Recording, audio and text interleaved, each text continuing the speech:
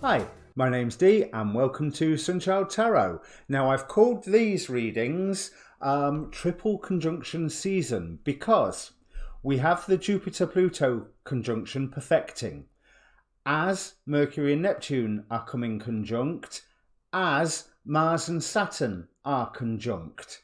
So we have a triple conjunction going on, 3 being the number of the goddess, the urge to move forward, the urge to make changes. And interestingly, they are in Capricorn, Aquarius and Pisces. So they're in 1/4 of the chart. They are forming an arrow, focusing in on the Earth. So it made me go and have a look at what the difference was. So obviously Neptune one side, Pluto the other, from 19 degrees Pisces, which is a manifestation number, to 24 degrees Capricorn, which escapes me right now what that number's about, but I have discussed it loads on my video. But anyway, the interesting thing is the angular distance between them is 55 degrees. Angel number 55. The message in that apparently is time to let go of the old, release all the old doubts, fears and everything. It will be replaced with something better. And this is just coming off of the energy. It's not quite within orb, but the septile, which is 1/7 of the zodiac ecliptic. Now, normally an orb of 1 degree is allowed for this, but I thought that, it's well worth looking at. It's the only prime number aspect of division of the zodiac, which is an inexact number, and it is a mystical aspect that indicates the hidden flow of energies between the planets involved, often involving spiritual or energetic sensitivity and awareness of finer and more subtle hidden levels of reality involving the planets in septile aspect. Now, that to me sounds quite stunning, especially coupled with that angel message of time to let go of the old, let the new come in, release the old doubts and fears. So I'm not going to look at each individual conjunction. I've got a few other videos for that. Having said that, there is not enough hours in the day for me to do tarot scopes and readings based on every conjunction that is attracting my attention at the moment. So I decided to combine all three. There is a Jupiter-Pluto series I've just done. I'm hoping to look at the Mars-Saturn.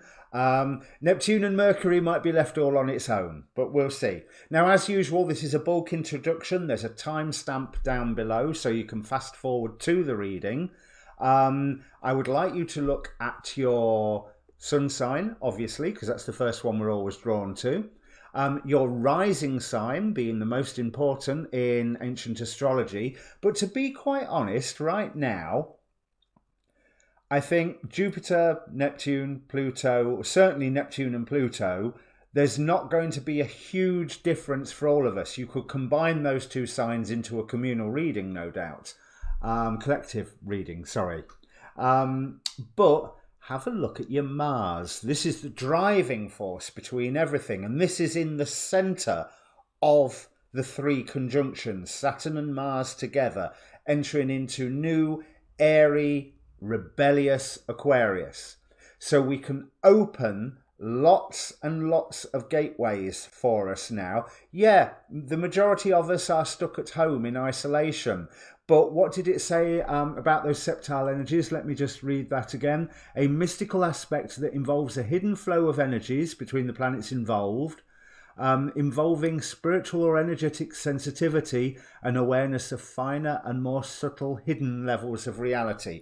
What we can put into place now, what we can bring together, even if it's just in our thought space on the astral level, will end up manifesting, certainly if it is in our interest, if it is something that will be better, not just for us, but for the whole world. Remember, there's a lot of outer planets here: Neptune, Jupiter, Pluto, Saturn. So this is stuff that is affecting us personally and society as a whole. And let's face it, turn on the news and you can see exactly what I mean. Very, very briefly, because try to be careful, but avoid the fear, as all of the teachers, the astrologers and everybody are talking about at the moment. So if you don't know what your moon, your rising, your Mars sign is, there's a link down below in the description to go and get yourself a free birth chart from Cafe Astrology. Then obviously there is a link to my Facebook group, where I post not just these videos, but all the astrology videos that I'm watching, and ever so often something else that I find quite interesting as well, that obviously along the line of more esoteric studies. If it means anything to you, do comment down below.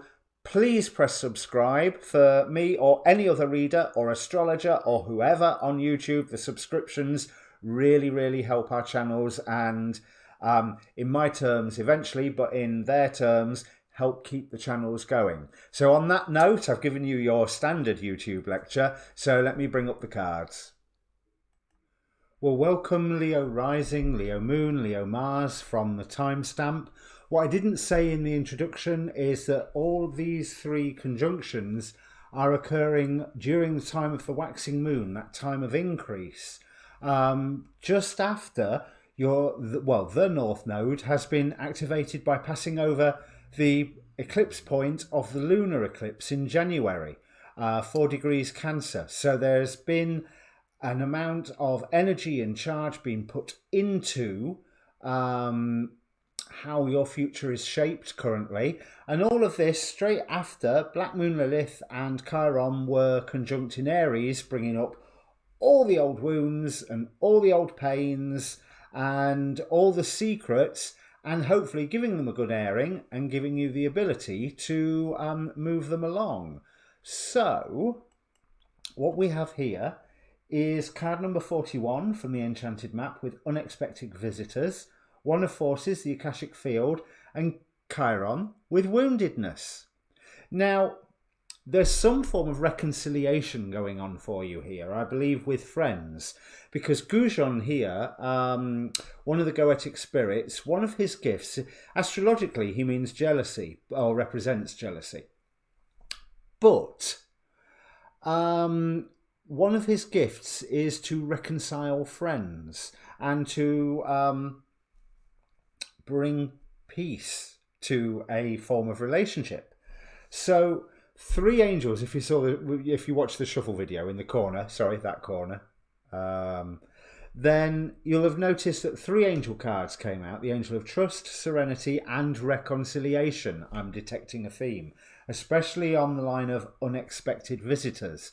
But the unexpected visitors means there's going to be all sorts of interesting and surprising delays, interventions, events that are going to occur that you've not planned for. Keep your plans reasonably open during this time. Yes, there's things that you want to achieve. Of course, there's things that you want to achieve. But allow greater time. I might call the allow greater time. Because time is here at the end of the tarot spread as well here.